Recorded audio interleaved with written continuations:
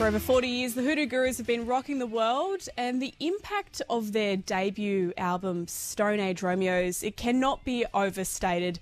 The band is revered by pretty much every guitar band in Australia that followed after them, and this September they're sending it on stage for the Byron Bay Wildlife Benefit. Frontman Dave Faulkner, good morning. Thanks for coming on the show. Hi, Bridie. How are you? Good, thank you. Now, there's a common misconception about My Girl, the first album. Can you tell us about Defiant Lee? Defiant Lee was the dog that was in the star of the video that we made for that song. But, of course, forever after, people thought the song was written about a dog because, you know, they liked the video so much they thought that was the story. What was the real story? The real story is actually I had this idea for a silly little independent movie I was going to make when I was, like a home movie with my friends in it, playing the spoof of the old Gidget movies. And that was a song Gidget was going to listen to on the beach on her radio. So it was my idea of a tribute, like a classic 60s song that Gidget might hear back in the early 60s. Dave, did you ever get into filmmaking?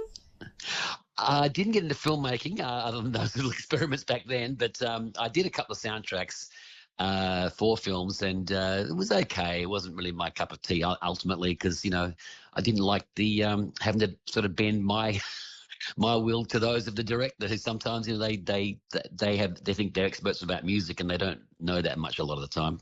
Do you think you've always been a bit stubborn creatively, or is that something that you have to kind of... Definitely.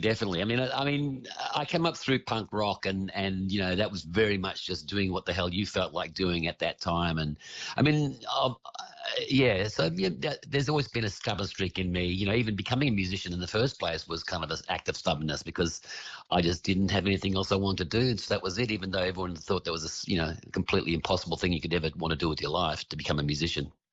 This gig upcoming is for the Byron Bay Wildlife Hospital. Is this an important issue for you?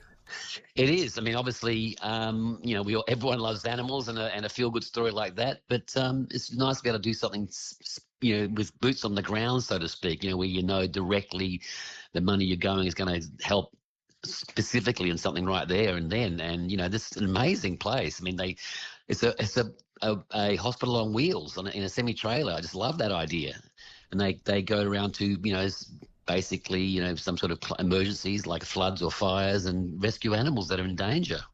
Mark from Bentley just called in to say, saw the Hoodoo Gurus at the Bombay Rock at the Surfers in the 80s with his now current wife, Marianne. Thanks, Mark.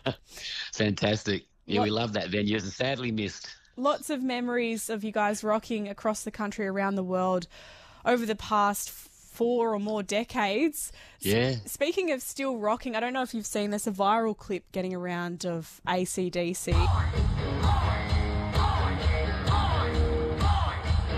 They're coming down under in November, and people in the comments wondering, should they still be rocking?